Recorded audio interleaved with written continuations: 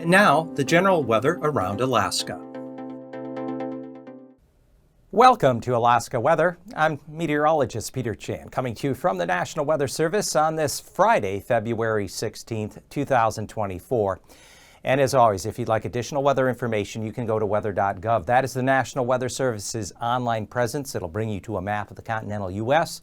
with Alaska and Hawaii to the lower left and the territories in little click tabs here on the bottom.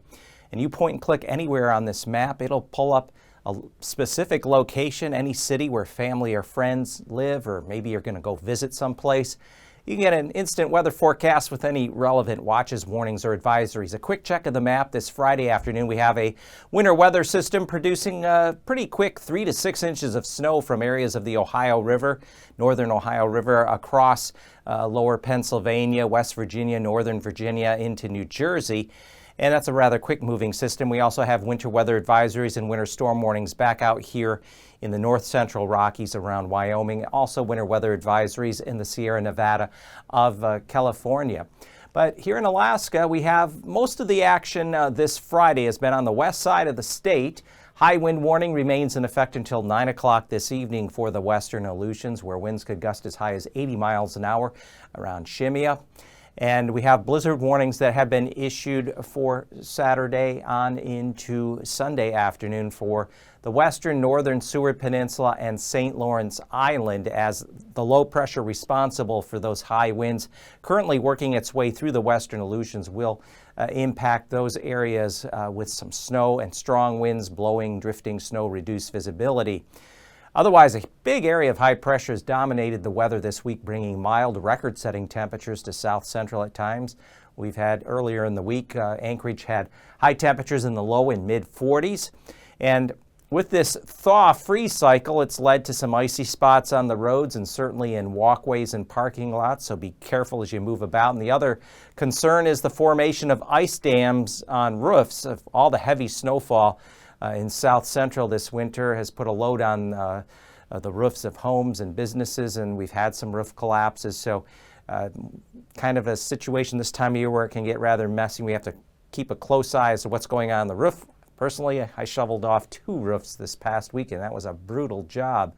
The pattern, though, is going to start to flip here as we get later this weekend into next week. We're going to start to see that the ridge of high pressure that was over northwest Canada not be as dominant, kind of slink off to the southeast, still have a trace there, but it's the low pressures that are going to be crossing the lower Bering and are coming out of the North Pacific up into the Gulf, and there's indications we could see temperatures slip below normal again here toward the end of the month and the beginning of March. And I'll show you that outlook at the end of this video. So up there along the northern western side of the Seward Peninsula, we expect a round of blizzard conditions there, especially around Wales, Shishmaref down through Teller and Port Clarence here through this weekend. Right now, a little light snow blowing, snow 4 below. It's rather cold there up along the far northwest coast and from the Bering Strait northward. Tuksuk there down along the lower Yukon Delta, light snow and fog today. The snow that's been there with the trough that's lingered along the west-southwest coast is going to let up, but some more snow will move in this weekend, areas a little further north with that low that's way out in the far southwest Bering Sea. Anchorage, sunny skies, cooler though, temperatures struggling to get back up around freezing, but as you go up in elevation, it's warmer. We have some areas up along the hillside and mountains that are easily 10, 15 degrees warmer because of the temperature inversion when you get this big high pressure overhead this time of year. So watch out, especially once nightfall comes, the sun goes down, we get those icy spots redevelop on walkways and in parking lots and driving in areas. Craig, the southern panhandle is enjoying spring-like weather, mostly sunny, 54 degrees at Craig. Heidelberg, Metlakatla, Ketchikan, all enjoying sunny skies and temperatures rather warm in the mid, even near upper 50s. So the only advisories, warnings that we have up right now, out in the far western Aleutians, Shemya till 9 o'clock this Friday evening for high winds wind gust up to 80 miles an hour as that strong low is working its way across the far western Aleutians.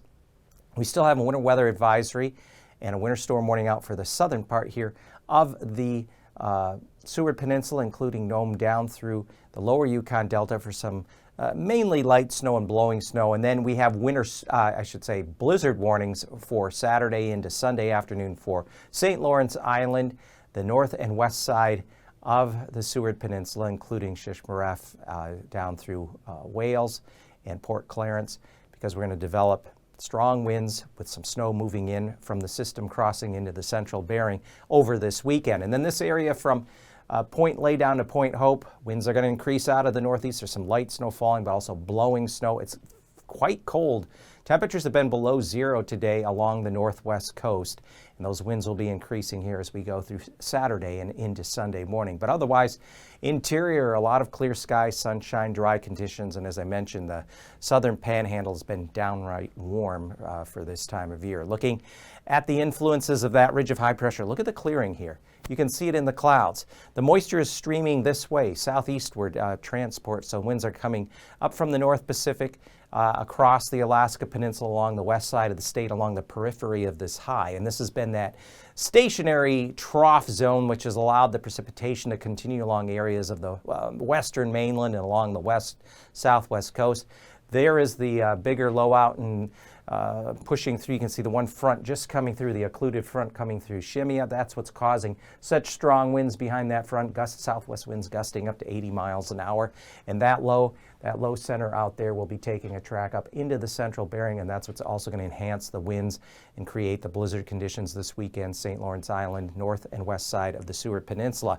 Otherwise, we'll start to see some cloudiness creep northward up along the western Gulf, up into Cook Inlet as we go through the weekend. A little bit of precipitation, but the biggest system still way out to the west. The high is going to begin to break down, not be quite as strong as it has been here this past week.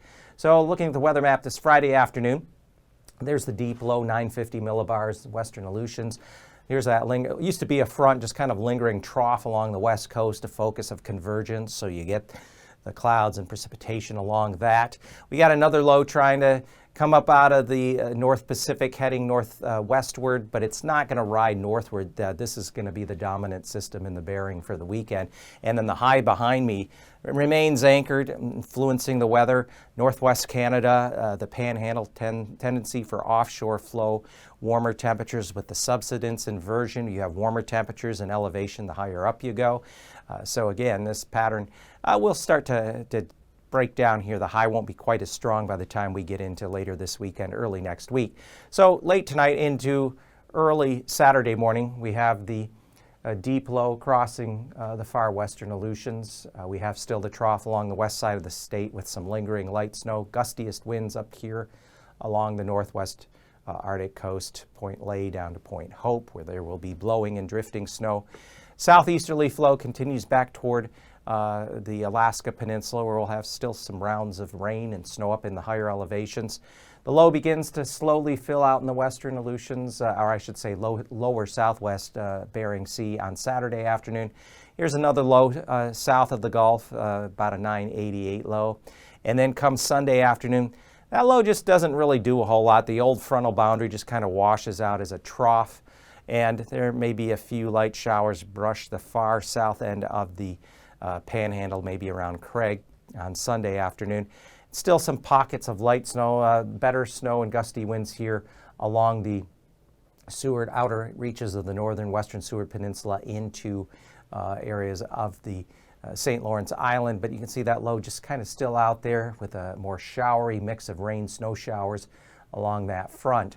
So temperatures tonight, Saturday morning, despite the warm readings, some areas could dip below freezing at night, especially even in the southern panhandle, but in the farther north, Juneau on up toward Skagway, Haines, you're going to be well down into the 20s.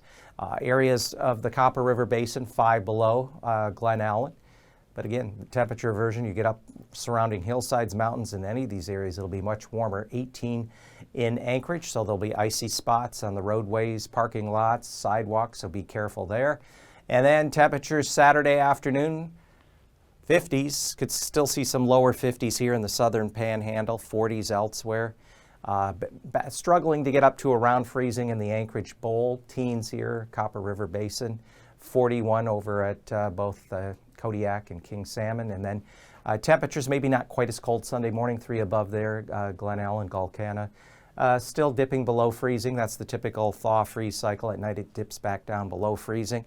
And temperatures may bump up mid to upper 30s, especially southern outer coastal areas of the Panhandle, with high temperatures still back up in the vicinity of 50 at Klawak and Craig, 40s elsewhere, maybe 20-ish the Copper River Basin there at Gulkana. And then looking at the temperatures in the north, coldest readings, Utqiagvik down toward Wainwright, Point Lay. We also have a cold spot here, typically Chicken and Northway, 15, 16 below. That's been the case the past few mornings, even though we have much warmer temperatures aloft. And then on Saturday, areas of localized downslope could get temperatures near or above freezing in the Alaska range. Areas, Imanuk, along the areas of the lower Yukon Delta could be a little bit above freezing, but generally below zero along the North Slope and the Arctic coast. And temperatures stay that way Sunday morning. North Slope, Arctic coast, pockets here within the Yukon flats, 14 below at Fort Yukon, 12 below, 15 below-ish there in Northway. And then temperatures for Sunday afternoon may get up around 36 at Healy. And up around freezing Nome and areas surrounding Norton Sound. Not quite as cold along the Arctic coast, maybe readings just above zero. The southwest interior, we'll find some areas near zero Saturday morning in the upper portion of the Kuskokwim as you get up there around McGrath. Coastal areas, 20s, near freezing, Dillingham, King Salmon. And for Saturday afternoon, we expect 41 King Salmon. Few upper 30s, around 40 along the Alaska Peninsula into the eastern Aleutians. And then for Sunday morning lows, generally in the 20s along the Yukon coast, 25 to near 30 degrees, and near or a bit above freezing along the Alaska Peninsula on out toward Dutch Harbor. So temperatures Sunday afternoon should be above freezing, creeping upward through the lower and middle Kuskokwim. Along and especially the west side of the Alaska range could see some 30s and even lower 40s. Here's the temperature outlook, though, rounding out toward the end of the month. February 22nd through the 26th, temperatures near normal, central, southern, mainland. A little below normal along the northwest coast, far west coast, Seward Peninsula, outskirts there of the Yukon Delta, near normal, Panhandle. But it's looking like toward the end of the month, beginning of March, we could see a push of colder air kind of resettle in here, especially across the southern southwest parts of the state. Precipitation-wise, near the end of the month, we do expect, with the pattern shift I talked about, the lows coming in a lower bearing up out of the North Pacific back into the Gulf, we could see a renewed round of moderate to heavier precipitation in this time frame, especially the southeast mainland and through the Wrangell, St. Elias Mountains, as well as down here across much of the Panhandle and even pulling back toward Cook Inlet, but the bulk of it there, especially in the usual spots when we get the lows coming up into the Gulf again. And by the end of the month into early March, maybe backing off on that signature a little. But that was more to highlight the pattern that we have coming up here as we head toward the end of the month. So temporarily, we've enjoyed milder weather across south central areas of the interior and southeast, but we do expect things to cool down again as we get into especially the following week. So take care and have a good weekend.